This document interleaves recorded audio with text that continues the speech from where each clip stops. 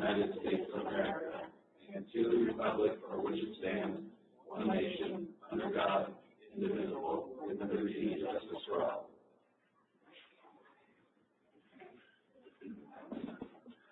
All right. Good afternoon, everyone. Are there any comments from the public on non-agendized items? Saying none.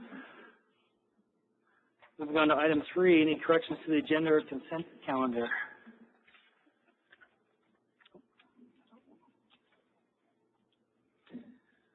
Okay, do we have a motion for the adoption of the consent calendar? I'll move adoption of the consent calendar. Second.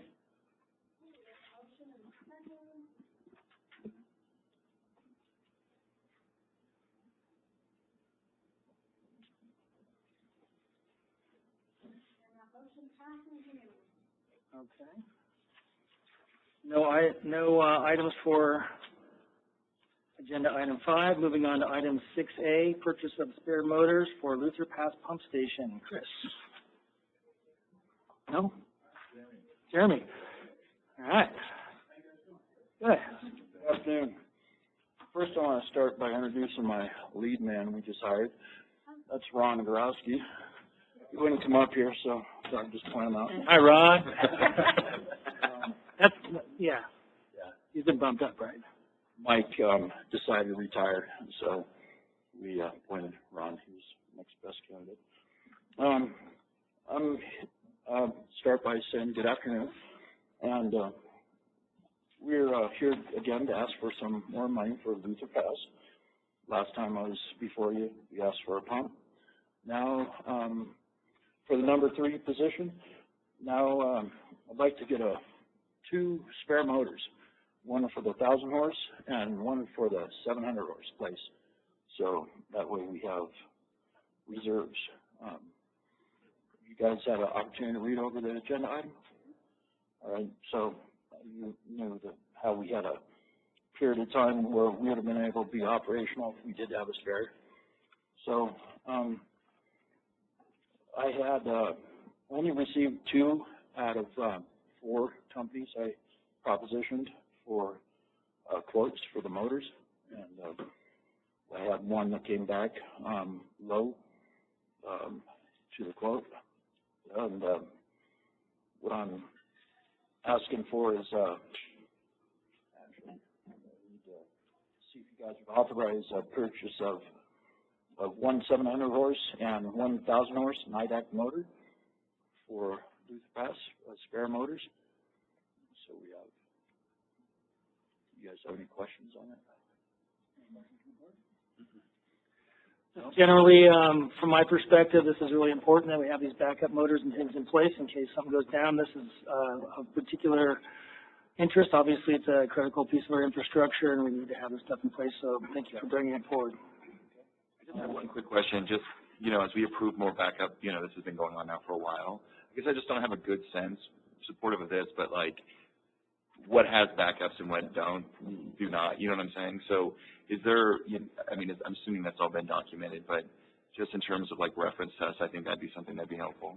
We definitely could have somebody from operations give a staff report, and they could develop a list so you can actually see where in the field we have the backups and where we still are lacking. And I think that'd be really helpful. Yeah, Chris might is really supportive, but yeah, just because just over time, like keeping track of it all. Yep. Well, actually today I have Tony Smith. He's going around to all the stations. We do have spare motors and pumps throughout the system. Working with Jim Kelly, next Jim. That's coin the name. Next Gen, Jim. Yeah, we're trying to get them into next Gen now, and we're getting those serial numbers and model numbers so they can be rotating apart. So we'll have that documentation we can provide you. Sweet, right now, but I am supportive of this as well. Yeah, with the problems that we've had with the lead time on motors and pumps, which you are all aware of, Luther Pass is, to me, one of our most important stations. We have the Big 5, but Luther Pass just stands out to me. It's not one of those places that we can just tow a generator there and fire it back up. Oh, God. At one point there, we were down 700 and 1,000, And Pump and a it was motor. I think it was during the summer. It was last year. Last year during the summer, and a lot of sleepless nights. We lose one of those, it's hard to keep up with just 1,000 or 1,700. So this is kind of our plan that we've talked about off and on all these years, about having stuff on the shelf that we can not have to wait several months for, and then try to figure out in the meantime, and everybody running around, we're spending thousands of dollars trying to figure something out. So hopefully with motors and pumps as backups like this will help alleviate some of our stress and maybe some environmental damage. So Right now, it's a 14 to 16 week ARO on this purchase, so there'll be a bit of time on them. And then what we'd like to do too is we'll set up a next gen. When you put motors especially on a shelf, if they sit for a long time in one position, the bearings will start getting flat and ruins them. So what we came up with was the guys are out at the pump stations every day. So what we'd like to do is have some kind of notification each month where the guys can go out and just keep spinning them. So that way we don't put one in and the bearings are bad. You know. Does warranty start as soon as you purchase it? Unfortunately, it's 18 months, 12 months operation, 18 months typically. That's what it was with the bigger purchases. Yeah, no, I'm super supportive of this. I know we've been talking about it for a while in terms of getting some backups out there, so We did receive good to see going forward. rebuild pump Yeah. we had. Right. Two 700 horses that we took and made one good 700 horse. As soon as we got it, we rotated it into operation. Okay. So it is up and going. Great. Any more comments from the board? Are you guys done? Are there any comments from the public? Seeing none, what would you like us to consider? Yeah, I'd like to authorize the purchase of one 700 horsepower and 1,000 horsepower NIDEC motor from Industrial Electric Company to utilize as a spare motor for Luther Pass Pump Station in the amount of $147,805.01. That is not including tax nor shipping. So moved. Second.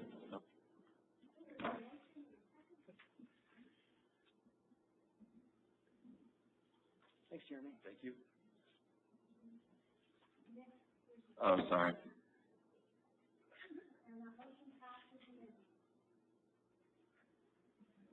Okay, moving on to item 6B, APN 001-310001, grant of easement.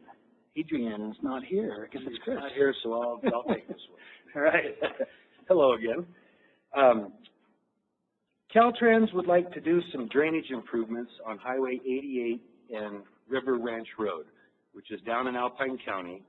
It's basically just before the Nevada state line, just past Diamond Valley Road, that subdivision that's on the right as you're headed into Nevada. I didn't know, but we own 20 acres there, and we're partners with Alpine County. So this morning I went out and looked at it just to familiarize myself, and it's definitely been there a long time with nothing going on because it's way overgrown. But it was kind of nice to know. I didn't know about it. But Caltrans would like to come in. They want to do some drainage improvements. So they asked if they could purchase a little piece of land. It's 785 square feet, 35 square feet. And we don't see an issue with it. They did some, they went through and looked at an appraisal. We figured about $2,000 to give them that little easement there for their, I'm assuming it's a culvert pipe. And $1,000 will go to us and $1,000 will go to Alpine County. Looking it over, talking about it, the district doesn't see any issue with it. So I'm here today to try to get approval for it if I could. Great. Any questions? I just had one. Is this like a long-term easement? How long does the easement last? Is it forever? Or? I think it'd be forever if they're putting in drainage. Yes. Any other questions? No. Any questions from or comments from the public? Seeing none. What would you like us to consider, Chris? I'd like you to consider approving the grant of easement to Caltrans for the drainage easement indicated on APN 001-310-001, and 2, approve right-of-way contract with the State of California Department of Transportation. I'll make a motion. I'll second. Controversial. All right. Thanks, Chris. Okay, moving on to item 6C, 2027 sewer line spot repair and lateral abandonment service rebid. Ivy. It's that time of, well, I can't say year again, but it's that time, where we do our spot repairs, throughout the system, any damaged pipe that is out there that needs to be lined, and about what we can do. Also with the CTC, and we cover up their lots, their laterals that come in that create I&I or anything like that. This is for robotic sewer solutions. Yeah, do you have any questions?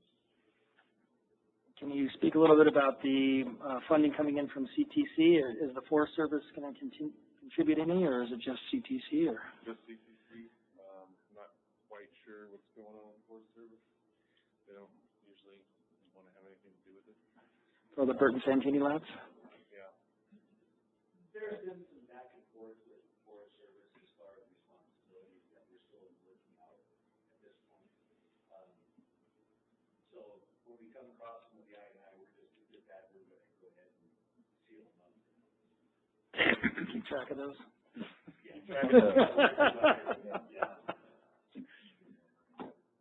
PTC usually has about $25,000 to spend. These liners are about $1,400 a piece, depending on size, length, and all that. So they're easy to work with. I like working with them. Great. Have you worked with this company before? Yeah. Okay, cool. That was all for me, yeah. Sure. Usually budgets money every year to put towards that. They've been really good to work with and really easy going. We've gotten a lot accomplished with their help. Okay, no more comments from the board. Anything else you want to add? We're good. Is there any questions or comments from the public? Seeing none, what would you like us to consider? Request the board action. Award bid to the lowest responsible bidder, Robotic Sewer Solutions, Inc., in the amount of $284,225. So moved. I'll second.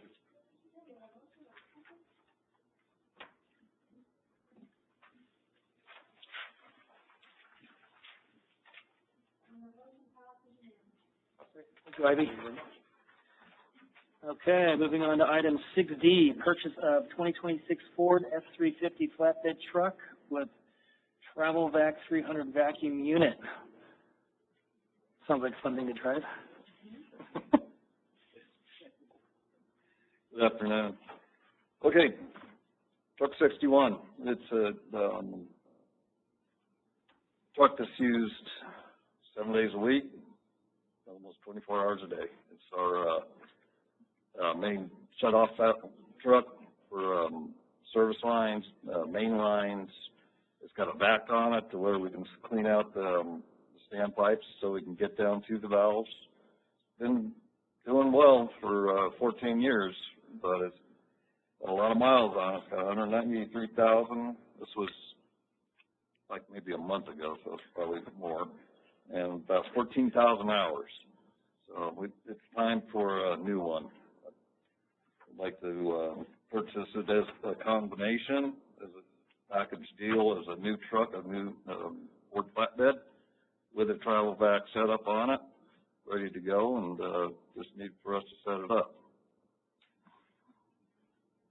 Great. Anything else? No. Any questions from the board? Are you going to resell the old truck? We'll probably use it maybe a couple more winters because it does have plow on it. Okay. And get a little more use out of it, then we'll put it out for auction. Any questions or comments from the public? Seeing none, what would you like us to consider? I'd like you to consider the authorized purchase of one 2026 Ford F-350 flatbed with a travel vac Model 300 vacuum from Rush Truck Centers through the Sourcewell Purchasing Authority. Bid contract number 032824-RTG in the amount of $120,430, including taxes, registration, outfit, and delivery. To authorize general manager to execute the documents necessary to complete the purchase. So moved. Second. Are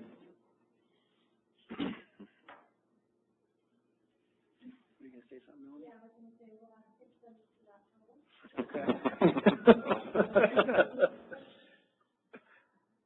Take that Cliff side here. Thank you, Cliff. All right. Okay, moving on to item 6E, South Upper Truckee Well Pump Replacement Project. Mark. The chili guy. Chili guy. I'm hearing about this. Oh, my chili. So yeah, I've been getting a lot of flack. You guys know who you are. Apparently, people think that chili isn't a soup. Don't bring chili. But you know, it's a rough world, and you got to play dirty if you want to win. And third place is good enough for me. So, but yeah, so yeah, let the record note that. But, yeah, so Mark Stelos, Water Resources Manager, here today to request authorization to bid for the South Upper Truckee Well Pump Replacement Project. I did say South Upper Truckee Well, the same South Upper Truckee Well that we had a well rehabilitation project on only 2 years ago, or less than that. So yeah, as you know, this is a very problematic well for us, extremely corrosive groundwater, pH below 6. We have a corrosion control treatment system at the well house that treats the water as it leaves the station, but all of our downhole equipment sits in corrosive water all the time, and that has caused like a really unprecedented level of equipment damage there. So since the well was built in 2008, we've had to replace 2 epoxy-coated column pipes and 3 submersible motors. And the expected service life of a submersible motor is around 15 years. And so we're just blowing through motors here. And that rehabilitation project was really prioritized in 2024 because the motor was actively failing, and then it was expedited once that motor failed. And we wanted to get that well back online because we were approaching the summer season, and so we went with a readily available off-the-shelf submersible motor. It was still stainless steel and corrosion resistant.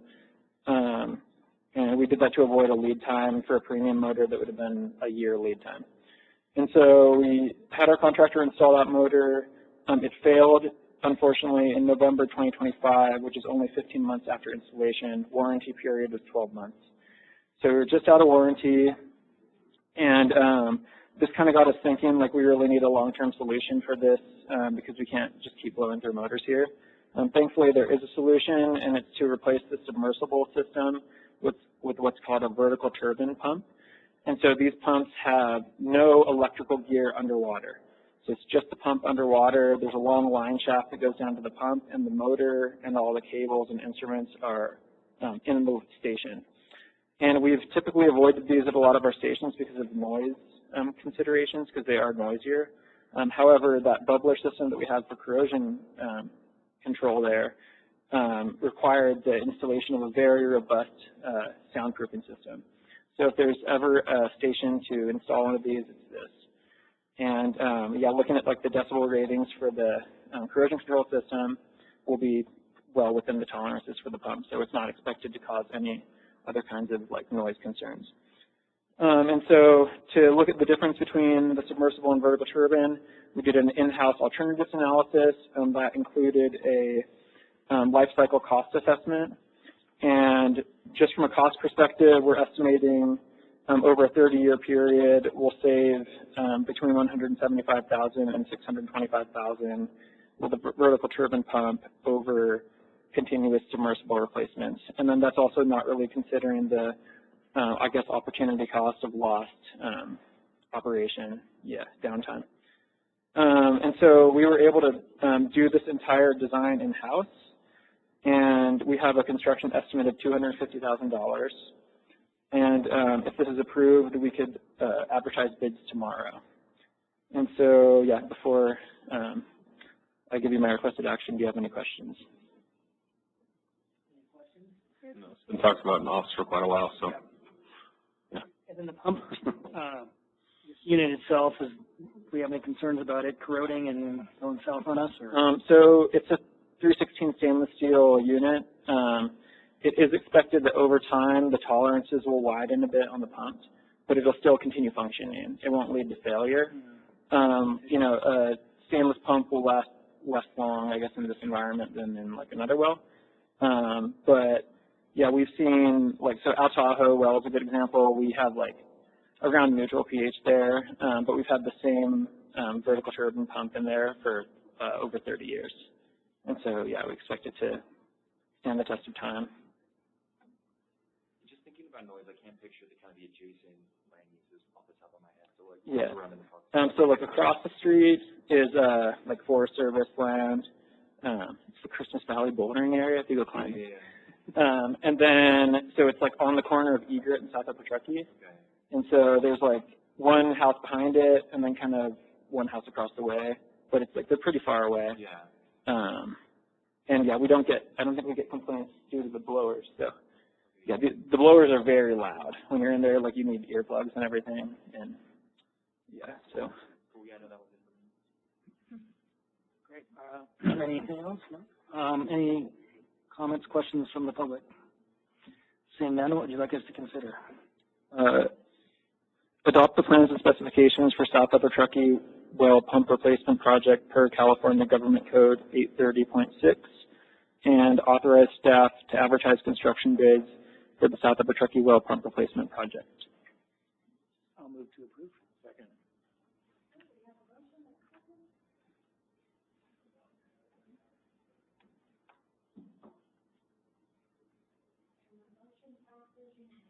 Thank you. Thank you, Mark. Okay, item 6F, Trevor, 2026 Pioneer Trail Waterline Project. Woohoo! Good afternoon, Trevor Coolidge, Senior Engineer. Here to talk about the 2026 and not the 2025 Pioneer Trail Waterline Project. I do have a minor modification to the requested action, and that is we are solely seeking authorization to advertise for construction bids today. We will be back at the time of award to adopt the plans and specifications. So I will just be requesting one action item. We're going to redline item, or first part of that? Exactly. Okay. Thank you. And I'll talk about why we're doing that just briefly after a project summary. So this is a really exciting project that connects from Marshall Trail near Sierra House Elementary, extends south to Golden Bear, will tie into a pressure reducing valve station there to feed Golden Bear, and then continues on into like the blue ocean where we don't have any water lines along Pioneer Trail. So this is a really important corridor for being a wildland-urban interface for adding fire protection. It will also provide redundant feeds at Susquehanna and Jacarilla into those neighborhoods in additional pressure zones. Pine Valley in particular has low fire flows, and this will help supplement that available firefighting water in that neighborhood. And again, that neighborhood is encircled by forest to the southwest of Golden Bear. So really exciting from that standpoint. It has been a little complicated to put together. It involves 6 pressure zones, State Line, Montgomery Estates, Kokanee, Golden Bear, Pine Valley, Susquehanna. So that's really exciting. And then this is about 1/2 of what will become a looped water system down the Pioneer Trail corridor. Another 1.5 miles in the future will tie into the Iroquois zone, which comes off of Myers. And then we will have a link from our larger State Line area, Montgomery Estates, all the way to Myers, and we'll be able to move water in either direction through that. We did a similar effort in the early 2000s along Lake Tahoe Boulevard. That's when like Flagpole Booster showed up to move water out to Myers, and we're able to bring Myers back into State Line using, in Gardner Mountain, using those facilities. So it's pretty exciting from a water system standpoint for redundancy, adding protection where we don't currently have it. As you may be aware, it has been challenging to permit. Pioneer Trail is not a typical county right-of-way, even though it looks like it. It is on Forest Service land. I'm very excited to say that as of 12:30 today, I have a copy of the decision memo that is circulating in the Forest Service as we speak, along Is with it circulating? It's not signed? It's out for signature. They have a policy. They have a policy for that. So this is the final version, though. We've been working for over a year to get to this point, so I appreciate you celebrating with me. My contact there has been super proactive since she picked it up. Lindsay Gustis, high praise for her since she picked this up in October. Weekly communication, updates about where things are at, what she needs. So it's really moved along in the last few months in comparison to the prior movement. But that will be an amendment to our special use authorization that we have for our water system, in addition to a decision memo that's needed for our funding package. Other neat things about this project, it has 3 funding sources. That's one of the reasons why it's been a little bit of a challenge to put together the contracts package for it. We have a community grants program grant from the EPA. We have a USDA Forest Service grant under the Lake Tahoe Restoration Act, which is a big win to Shelley and her team. And then we also have an SRF loan from the US EPA. So putting together the contracting requirements for 3 funding sources has also been challenging. But we are seeking authorization to bid this. I would welcome any questions. We're anticipating going out to bid on March 20th. Bids due around the end of April, and then come back to you at the first board meeting of May with a recommendation for award. I'm just really glad we're here. I mean, this has been a long road. Most of my comments when I saw the agenda item was just bad-mouthing the Forest Service, as you kind of blunted that a little bit.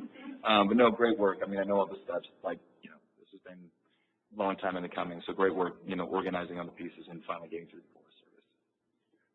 Well, it's not through yet. But close.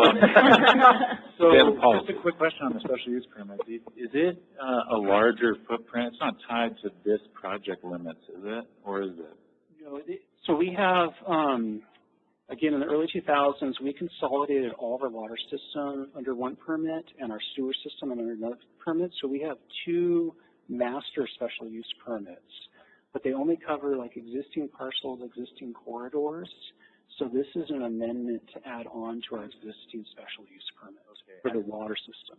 Okay, so like the additional 1.5 miles that's coming is included. You're not going to have to go back, is what I'm saying. We are, because the environmental review required for these is extensive, and so you can imagine the increased scope if we included that. So we did not include it. We don't want it to become the 2027 Pioneer Project. But Megan has identified that in the CIP, so that will be coming up as a future phase. But based on this experience, we're getting ready. One of the efficiencies we're working on is being more proactive with permitting these. Oftentimes, the permits are wagging the dog instead of the other way around. So we are cognizant of that and working on that. Thanks. All in, what was the timeline with the Forest Service? Like you said, the proactive approach. Since they've been in discussions for 2 years to date, this had gone out to bid previously and got pulled due to the lack of permitting. And then we've also transitioned I'm the 3rd project manager, and so it's been a solid year effort.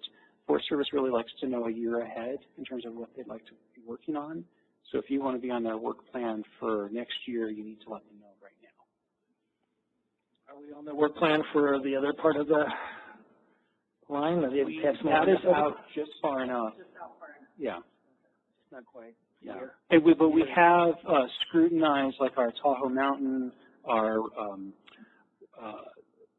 Wildwood waterline projects. So we're looking at all these projects where we may touch Forest Service lands. So we are looking ahead and looking at those, and that's something we've been looking at as we've been submitting these SRF packages to see if they'll become an issue.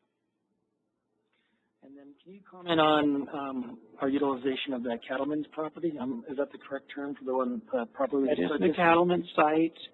We are, this project has a number of PRV stations. We're looking at an additional PRV station that's feeding to State Line. We're also trying to evaluate if there's a booster pump needed at that location that would feed this transmission line so that the water didn't have to go up into Montgomery Estates to come back down and go out.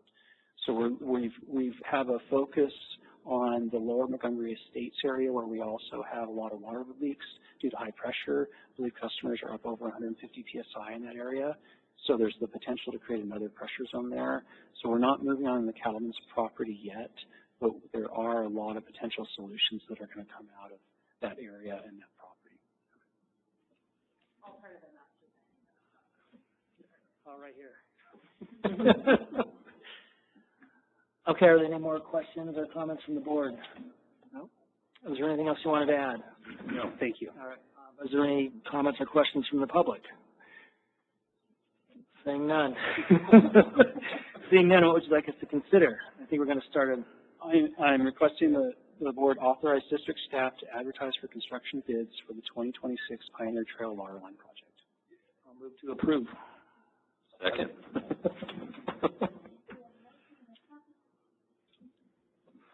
Don't take Pioneer Trail this summer. Thank you. Thank you, Trevor. All right, moving on to item 6G, Upper Truckee Pump Station Rehabilitation Project. Brent.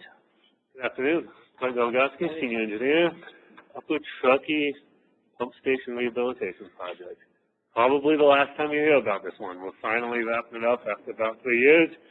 So this is the hopefully final change order to a number of these items are just balancing out allowances that we had within the contract, work that wasn't completed or work that wasn't directed under those allowances. There is one significant item here, and that is about $86,000 worth of additional work that we had to do to replace our electrical service coming from the power pole into the building.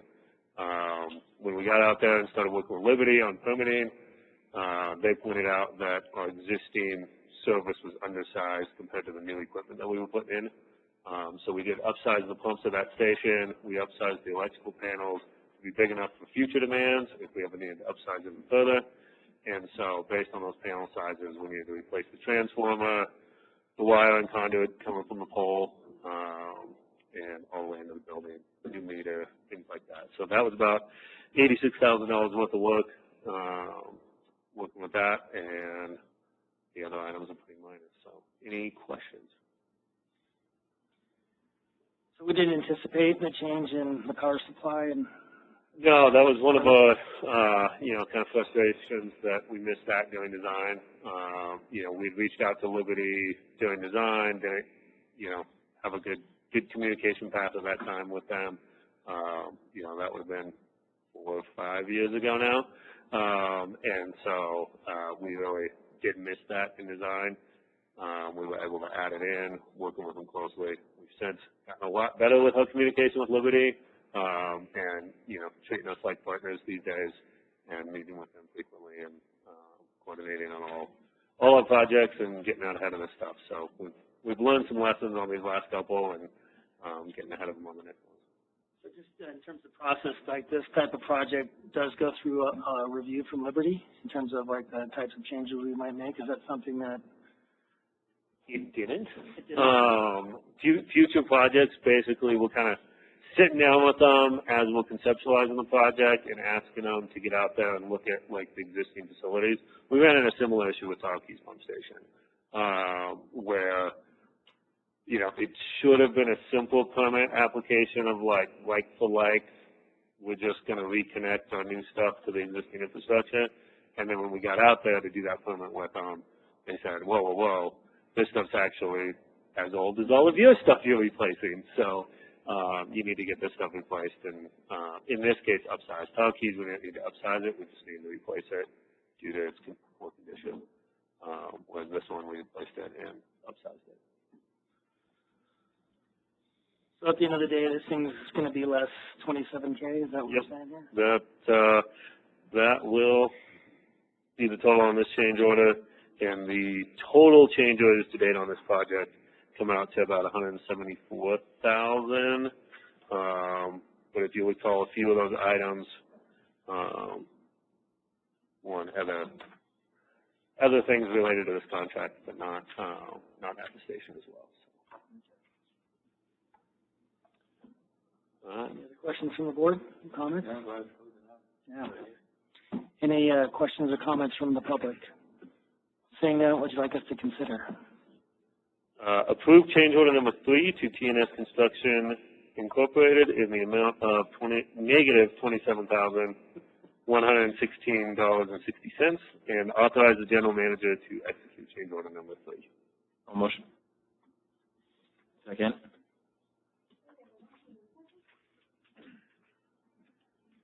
Sounds better than it really is. Don't take it at face value. I had to wait for the vote to say that. Thank you. Thanks, Brent. All right, item 6H, Skylar Auto Analyzer Standardization and Purchase. Dan, all right. Yes, good afternoon, board. Good to see Dan. Yes, I don't get to speak to you often enough, in my opinion, but I do have a reason today.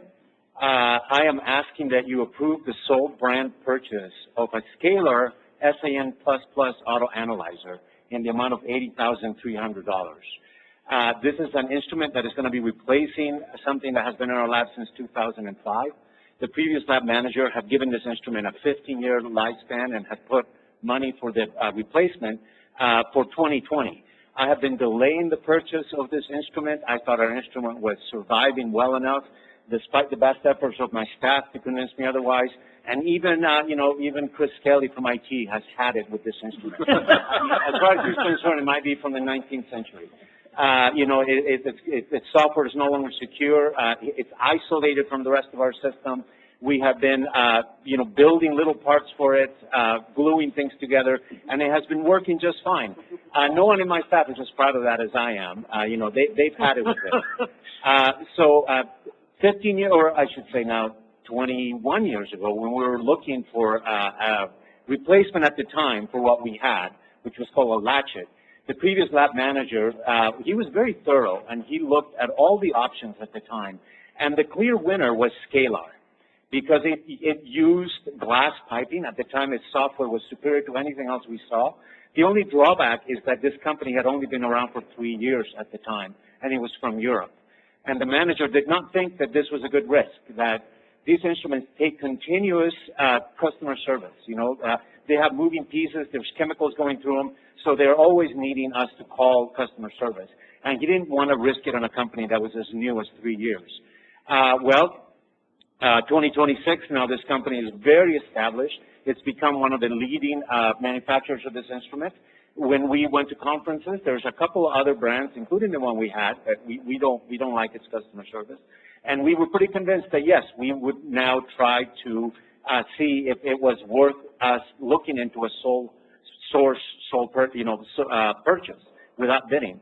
When we called different places, it was overwhelming, the positive response we saw for this instrument. So I decided that I would write up the paperwork to make it sole source, sole brand. At the time, the price was going to be about $70,000. I delayed long enough since 2024, such that the euro exchange rate has gone crazy. It's almost as bad as it ever is, and the instrument is now $80,000. So, you may ask me my advice on many things, but proper currency exchange rate, guessing is not one of them. At the time, about a month ago, I contacted Scalar and I said, I need you to give me a bid, a quote in dollars. You can't give me euro. I can't go ask in euro. That could change every day.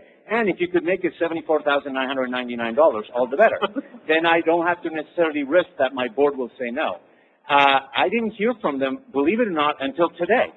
Right? I had one last communication with them on Monday. They said, what's going on? I said, I go in front of our board on Thursday, and they may say no to the sold brand because it costs more than $75,000. And so they sent me another quote. The manager or the person who was selling me the instrument originally actually called me and said they lowered their price to $74,590, including all shipping and everything. So you have a lot more power than you think, just persuading people even in the Netherlands.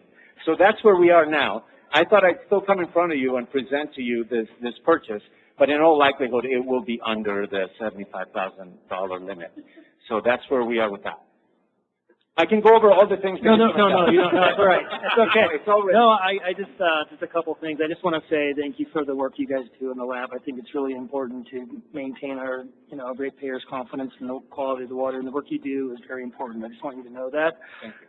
I guess the other question is just from So Scalar sounds like a very good unit. It's probably the best on the market, but I'm just curious, is there any other alternative, U.S.-based alternative to this? Yes, there are three, since you're asking for a complete picture. One of them is called Latchet.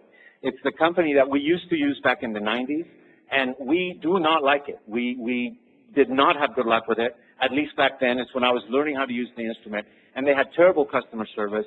At the time, they used powdered cadmium as opposed to solid cadmium columns, so that meant that we were continuously making hazardous waste in the lab. And at the time, you know, the previous manager basically swore off Latchet. The next company is OI, the one we're using now. It's been sold repeatedly. Right now, it's being run by a second, a post-market support system out of Oregon.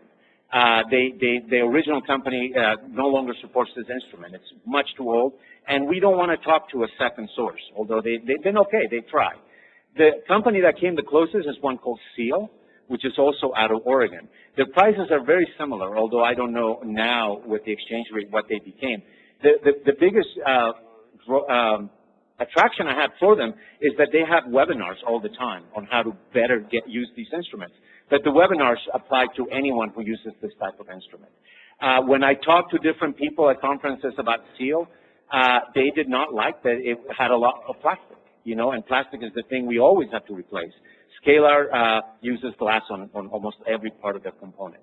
So that's what sold us on it. I know that Seal, in the latest emails they sent, are moving towards glass on everything. I think they saw the writing on the wall. So honestly, I don't know what they would charge right now for a similar instrument.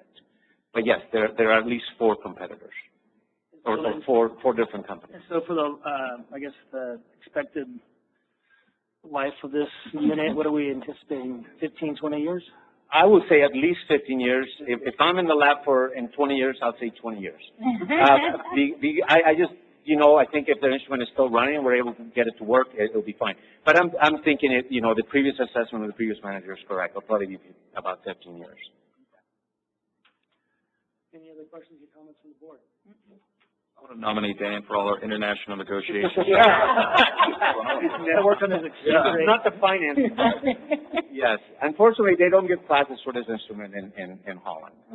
Yeah. All right. Yeah. So, I guess there's no more questions or comments from the board. Is there any comments or questions from the public? Seeing none, what would you like us to consider? Yes, if I may have you consider and authorize the purchase of a SAN Plus Advanced Continuous Flow Analyzer in the cost of $80,300 at most now. Oh yes, so it is 2 asks, right? I would like to ask for the sole source, sole brand standardization of this instrument, and then if that is approved, then to approve the purchase.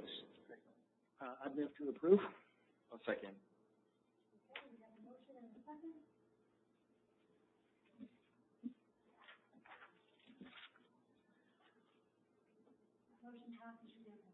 And it looks like you even came in under budget, which is great. Yeah.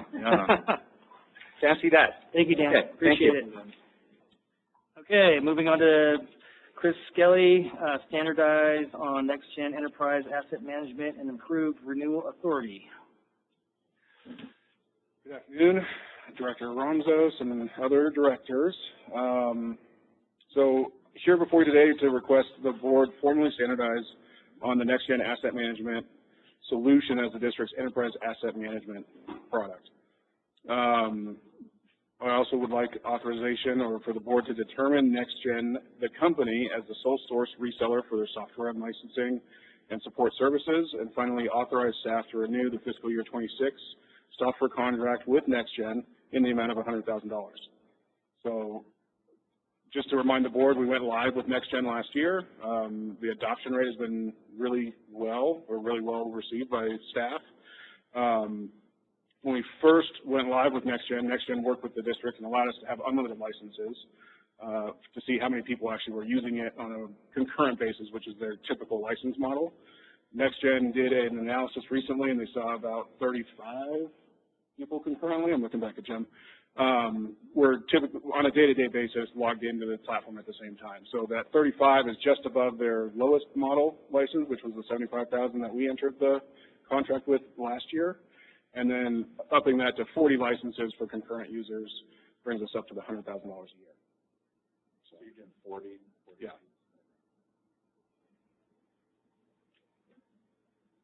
Any other questions or comments from the board?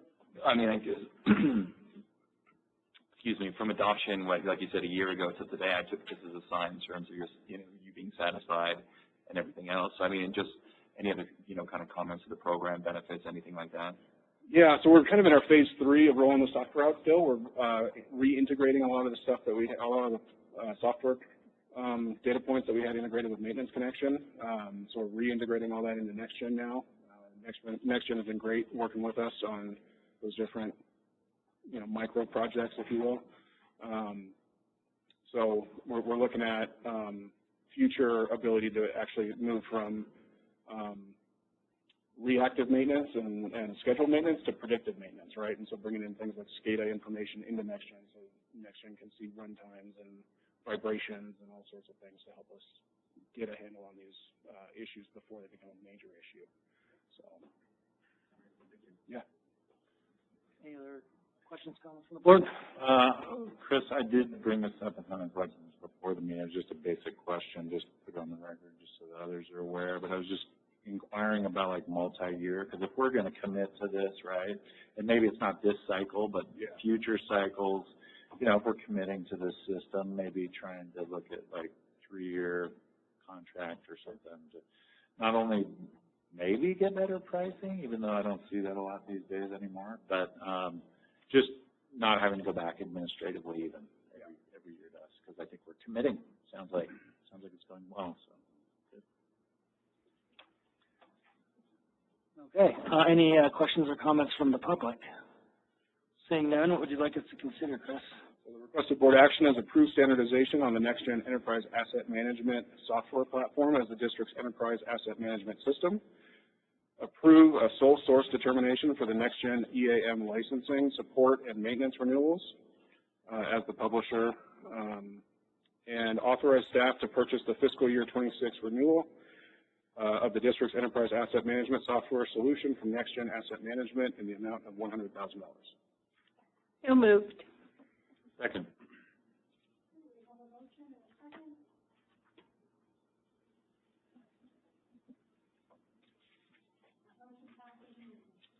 Chris?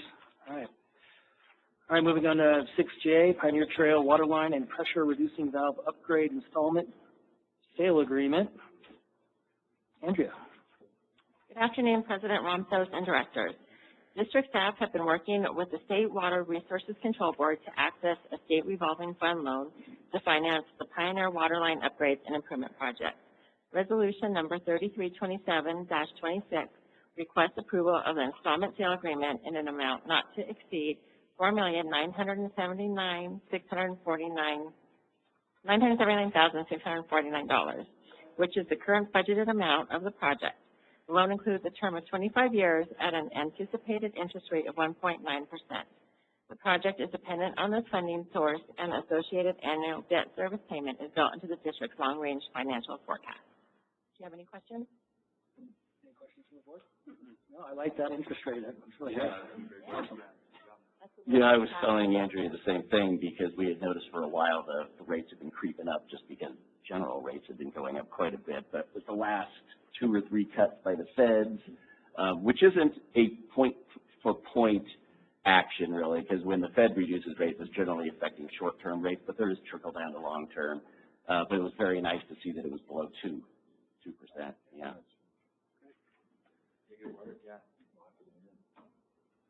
Any other questions, comments from the board? Seeing none, are there any comments from the public? Seeing none, what would you like us to consider? It is requested that the board approve resolution number 332726, the installment sale agreement resolution of the Board of Directors of the South Tahoe Public Utility District for the Pioneer Trail Waterline and PRV upgrade project. I'll move to approve. Well, second.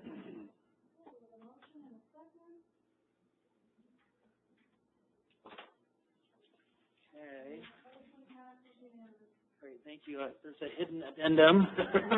Action item 6K, BSU 1 Waterline Replacement Project. Laura. Almost done. Hi, I'm Laura Hendrickson, Associate Engineer. We had a bit of an administrative error on the change orders for the BSU 1 water line where one of our bid items was deleted 2 times instead of 1 time. So this $7,000 will just bring that bid item so that it's only deleted once, bringing the total bid Schedule A sum to $3,712,489, which was $7,000 more than in the previous year. Do you have any questions? Ouch. Any questions from the board? No. No. These were the fat fingers you were talking about earlier. Oh, yeah. I mean, mistakes happen, like it is. Yeah. Yeah, I think this project was a little strange because we're obviously bringing in Procore. We were doing our pay estimates in Excel spreadsheets and then change orders in Procore. So it was, just keeping track of things in 2 different places. So moving forward, starting this summer, we're doing all of our pay estimates in Procore also, and then that should really help with any errors. Maybe I can Any more comments, questions from the board? Are there any comments or questions from the public? What would you like us to consider? I'd like you to consider, number 1, approve change order number 5 to Vinciguerra Construction Incorporated in the amount of $7,000. And number 2, authorize the general manager to execute change order number 5. So moved. I'll second. Thank you, Laura.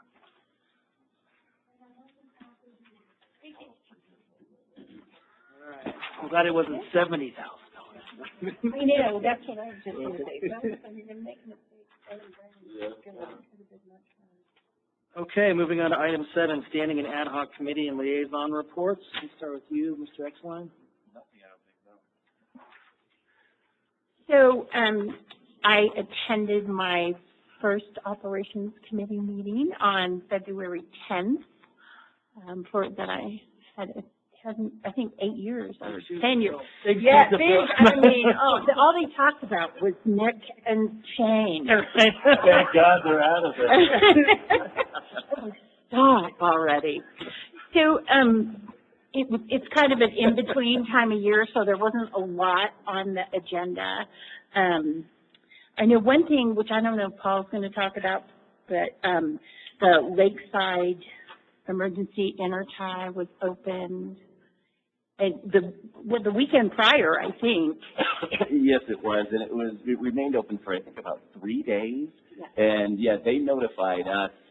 I actually don't have the date written down here, but you're right. It was just shortly before the ops committee meeting, right. And they notified our operations department in the middle of the night that their water system was down. They had pump failures at their treatment plant, and so we went out there, and because we have an intertie agreement with them. Got it open, got them functional. The next day, they thought they were okay, and so they asked us to come shut it down. We did, but then they asked us to come open it up again because they weren't functional again. And so we kept it open for another couple of days. Yeah. So they have no access, no ability to turn our valves or anything? No, we have to be on, okay. And we have a meter there, too. The water. Right. Yeah. And so that was positive that we were able to do that, and especially go back. And then the next thing that stood out to me is Chris gave us a presentation on the patch paving GPT. And so so a couple of things stood out to me on this. The previous system that we had was handwritten spreadsheets and a whiteboard. So, and Adrian mentioned that we were actually looking at purchasing a program that the initial purchase would have been $20,000, and then and it was, yeah, and it would have been $20,000 a year. So that would be $20,000 to fire it up, and then $20,000 a year to just keep it, to support it. So Chris and his staff worked And what we have now is something that they created that is very unique to us. It's exactly what we needed. It's, you know, very usable. So I think we need to give kudos to Chris and his IT department for that. Because not only did we save money, I mean, there was staff time, obviously, but not only did we save money, we got something that's going to be much more efficient. So it's essentially our patch tracking platform. Mm-hmm. Yeah, it's like submittal and measurement, and it has calculations based on what the county needs, the city needs, as far as like added parameters to the patch. It's a pretty impressive tool. Yeah. Some lookup tables and some calculators built into that. Yep. Yeah, cool. No, I mean we're flipping the seed on the field, so that was changing it out to keep the ground good over there. But yeah. Feeding our alfalfa. Well, no, we're going to do a it new crop. We're going to hemp? Yeah. Forget what they said we were flipping it to. Forget what Adrian said too. Yeah, they're flipping it to a different product. Probably just a wheat product. Wheat. It says exactly it. It was wheat. Yep. Yeah, that would have probably been a record ops had we not had the demo. It's just to keep the soil. Like you have to do it every so often. Oh, I see. Keep So like the soil ripe in nutrients. No, it'll be for next season, but it's just to keep the soil nutrient rich. So, and then we'll be back to alfalfa. So, okay. Something done with the consultant study. Alrighty. And then was there anything else from you, Joel, on the ops that you want to share or no? No, most of it was the board action items that we've gone over. So. All right. And then Nick, you didn't have anything. And then going back, El Dorado Water Agency meeting in Placerville. Yep. That was in early February? Yeah, not a lot on the agenda for Tahoe specific stuff, so I actually did that from here because it was storming, so that's kind of nice to have this as a conference location for El Dorado Water Agency. I know it's a little bit of work for our staff, but having that set up for kind of every meeting I think is important, not just to have me be able to participate from that, but also just public and like not have to drive an hour or an hour and a half, you know, down to participate in the water agency that, you know, we, our citizens can participate in. So I was thinking about keeping that kind of as a standing thing. So just we'll have to support that kind of ongoing. But nothing to really report from the meeting, honestly. They're really focused on some West Slope stuff. And we're just looking forward to the work that they are going to do specific to Tahoe in terms of their blueprint work that our staff is participating in. Cool. All right. Moving on to item 8, board member reports. Anything to report? Nothing to report. I just had a quick question just in terms of the rain on snow, how everything did with flow rates, all that kind of good stuff, anything. I don't know if you're going to hit that in your GM report, but that was just curious. Yeah, no, it wasn't, and we did not receive any reports of any significant activity here at the plant or out at the field. It was, I think probably a lot of it had to do with the fact, even though we got all that snow, there was not a lot of water already in it, and that helped out quite a bit. Yeah. Yeah, it was pretty dry. No, I was out of town and got back Sunday and spent 3 hours cleaning snow, and in retrospect, I couldn't believe it. Did the same thing, pulled my roof, put my back deck, didn't need to do that. And usually it's always the opposite, right? You're dealing with ice if you don't clear from it. So, no, that's good news. But yeah, that was, other than that, nothing from me. Mark's got his hand up.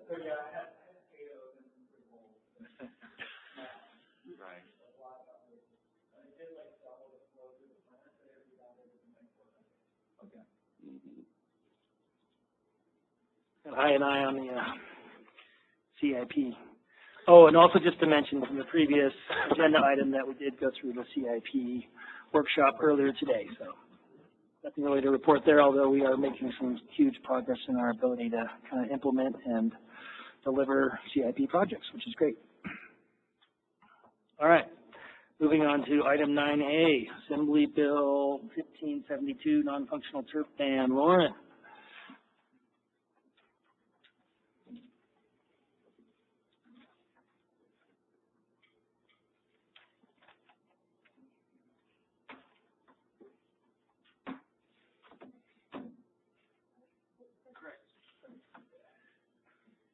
That's Right when you walk bad.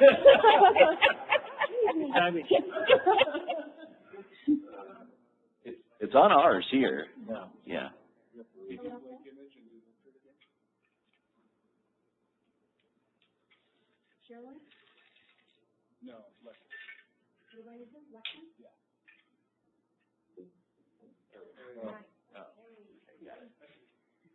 Okay, so good afternoon, board members. Lauren Benefield, Water Conservation Specialist. Today I'm here to talk about AB 1572, the ban on irrigating non-functional turf with potable water for commercial, industrial, and institutional properties. Just wanted to give you a little overview of what I'm going to cover today in the presentation. I thought it would be nice to start off with what is non-functional turf versus functional turf. So non-functional turf is grass that is not used by people and is purely for aesthetics or fillers such as medians along the streets or in parking lots. Functional turf, Shelley and I like to think of it as grass that people are using for frolicking, picnicking, pets playing on. This is grass that's actively used. Yeah, also cemeteries, yes. From the frolicking to me. Each their own at what you're doing at cemeteries. So what is AB 1572? So the law was passed in October of 2023, and it prohibits the use of potable water to irrigate non-functional turf at commercial, industrial, and institutional properties. It does not apply to residential properties. The law does require utilities to update their codes to match the law. The law also includes exemptions for tree health, public parks, cemeteries, and health and safety needs. It also requires self-certification by certain landscape types and sizes starting in 2030 and also 2031. That would not be self-certification to SGPUD, but to the State Water Board, which is great news. There is a phase-in of compliance by property type. The first phase-in date is January 1st, 2027, and this is for public agencies and government properties. We have already started work on this with this customer type and reaching out to them and making them move towards compliance. So what are some impacts on the budget and also the program? So we are currently having funding through the Bureau of Reclamation Water Smart Grant to help with data collection and program analysis. When it comes to non-functional turf, I'm actually reviewing data right now of landscape. They have given us language required, our consultant with the Bureau of Rec, to help with the ordinance update and what definitions we should also include as we do that update to our ordinance. The law also does align with state mandates, and it also goes hand in hand with our water efficiency program to help reduce irrigation water used during the busy summer months, which we all know our water use does triple. So hopefully this program would also help with cutting down irrigation and water use to help bring down a little bit of system stress that we do see. It also would help with avoiding runoff, as many of these medians and also in parking lots, you see a lot of overspray when it comes to turf. So. Can I just make a comment on the picture? It's really great that that dog's probably lamenting that there's no more grass. I know, that dog, yeah, for sure. It is a great picture. He's like looking very sad. No, I never actually noticed the dog, so I love that you saw that. That's wonderful. That's my loop with the kids. Yeah. So our current progress has been meeting and communicating with public agencies. We are also working with our consultants through the Bureau of Rec funding to determine customers that will have non-functional turf and also a timeline for compliance for different property types. We started public outreach on our website, presenting at different agencies, specifically LTUSD. I met with their board and gave them a short presentation, and then also through the Tahoe Chamber to reach out to a lot of our business customers. These are the resources that we currently have for our commercial, industrial, and institutional properties. I know during my presentation in January, the conservation year in review, that there were some questions about the turf buyback rebate and compliance. The turf buyback rebate helps support conversions so that they are not bare dirt, as the law only requires properties stop irrigating, but it does not require them to put anything down in replacement. And it also helps to support TRPA's requirements for BMPs. The turf buyback program is first come, first serve. We have been discussing lowering the commercial amount to match the residential, which currently maxes out at $3,000. We recognize that a handful of commercial turf buybacks could max out our budget that we have currently for the turf buyback, and so we're thinking of bringing that down so that we can use those funds across more properties instead of just a handful. I also want to add that our consultant is going to be looking at other opportunities for assisting customers. Not sure what that might look like, as that's the next phase of the work once we collect all this data. And this is a lot of text, so I'm sorry. We do need to update our ordinance to comply with the law, and we will be using the suggested language provided by DWR for this ordinance. It would include the phase-in dates and necessary definitions for this update. We are planning on bringing the action item to the board at the April 2nd board meeting. I am hoping to share the text prior to the April 2nd date so you can have a look at it and if there's any questions. That is my hope. And last, we have a high-level overview for outreach, for the adoption pathway, and steps to get folks in the community educated and proactively reaching out to our customers. Do you have any questions for me? Yeah, how is the, as you mentioned, there's not a requirement to put anything back. And so with the first phase being governmental, essentially, how has the conversation been with them, and what are their plans as they remove this turf? Yeah, so when it comes to public agencies, the largest non-functional turf holder is the city of South Lake Tahoe. We have been talking to them quite a few years. Before AD 1572, Governor Newsom did have an emergency drought declaration which banned the irrigation of non-functional turf for commercial, industrial, and institutional properties. And so we have had talks for quite a few years now. They have a new supervisor, Dennis Churchill, that has been doing, I want to applaud him for all the work he's been doing with his department, Parks Department, to get those conversions done. So we have seen conversions into native landscape at the police station.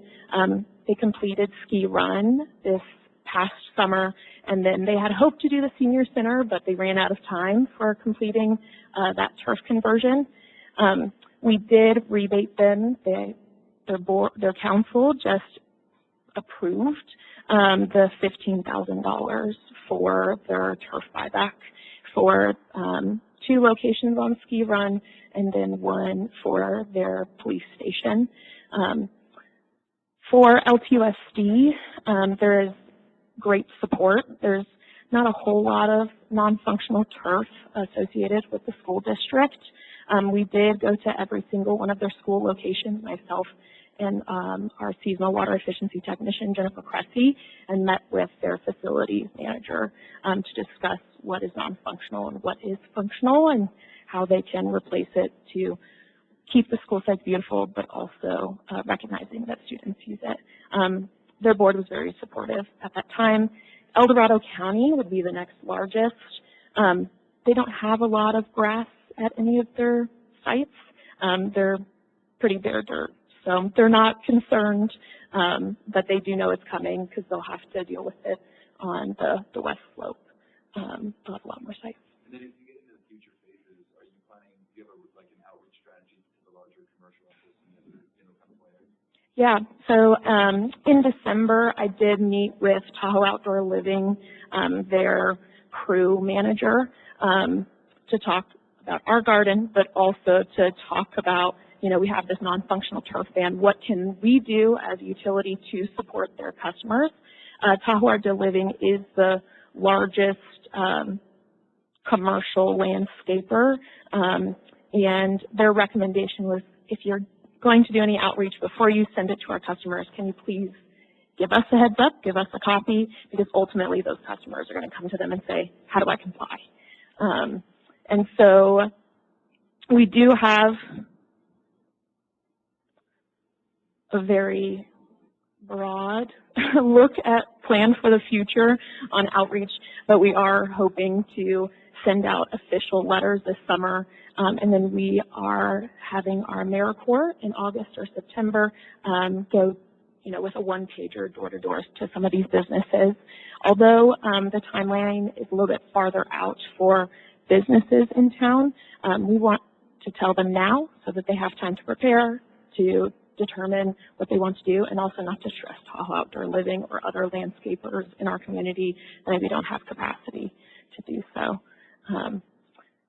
So that's currently what we have. We're going to continue using the Tahoe Chamber, their newsletter. They've been very receptive to letting us put in little articles about any of our commercial programs that we have. And so that's also something that we're going to continue to do, is going to their mixers and getting the information out there. Do you have an estimate for each one of these categories about how much is out there? I mean, I guess, are there targets? Are there, what kind of compliance? I guess I'm trying to get a sense of, how do we measure success with this program? Do we have, a baseline number we know is out there and trying to get to there? Yeah, so I am currently going through the data from our consultant. They took aerial imagery and then used it to classify functional and non-functional for our commercial, industrial, institutional. It's a lot of data, so I'm currently going through it. Hopefully I'll have more numbers on square footage. This is also something that our consultant is going to assist us with, is helping us with compliance pathway and, how many square feet are going to have to be converted or stopped irrigating. So the legislation calls out the water district to implement these rules? Interesting. Okay. Yeah, that was my question, enforcement. So this is pushed down to us to actually do enforcement for non-compliant properties. What is our plan for that? I would say that our enforcement would be the same as it is for designated watering days, education first, and then if there is non-compliance, and then moving towards after education. We do have in our admin code for water conservation enforcement outlined, and my plan is to keep the same enforcement levels depending on the violation. For the violations, you have to move through the process. So the first violation is a formal letter saying that they are in violation. The second then is a fine. The third is a larger fine. Do we get reprimanded by the state for them not complying, or is it? I guess I'm trying to understand, what the state's getting out of it. Are they penalizing us that we have to pay a fee if CII does not comply with customers? No, that's a great question. I'm not sure of the answer to that, but I can absolutely find out. Okay. Yeah, because it doesn't appear the state would know you're not, right? Not to say you didn't do it, but what is their enforcement? Yeah. So in the future, they are going to require certain landscape size. I believe it's over 5,000 square feet that you will have to self-certify with the state of California. I would imagine, just like with the Model Water Efficiency Landscape Ordinance, WELO, the city of South Lake Tahoe had originally not adopted this ordinance. And so eventually the state of California said, you need to adopt, otherwise we're going to start fining you. And so eventually they will come around, like DWR. So at least we're on track to at least get our ordinance updated so that we are in compliance when it comes to January 1st, 27. You said that we're spending money on consultants to help implement this. Is there any money that came with the legislation to help support water districts to do this? That's a really great question. The answer would be no. No, they they say there are plans to provide funding. The last compliance date, they do have it written in there that, it'd be for DAC, for DAC communities, for public agencies. I believe it's 2031, or when funding comes available. So it's very loose, but currently we're not seeing any funding available.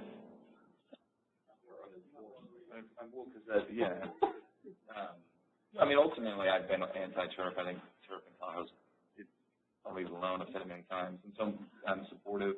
I am really curious as, we go through the phases of water usage in the summer and what impacts that does have. So, of that spike, what is that coming from, these non-functional spaces versus functional? And so that'll be interesting to see. Yeah, so, no, I absolutely. really appreciate that. Great, so I guess we'll hear more from you by the next board meeting and the following. Absolutely. Thank you all. Okay. Paul said he's not doing a GM report today, so we're going to receive item 10. Is that right, Paul? Correct. Okay. Item 11 is the notice of past and future meeting events. We are now going to adjourn this meeting and go into closed session. Isn't bad at all. Okay, I got the eye open. Thanks, everybody.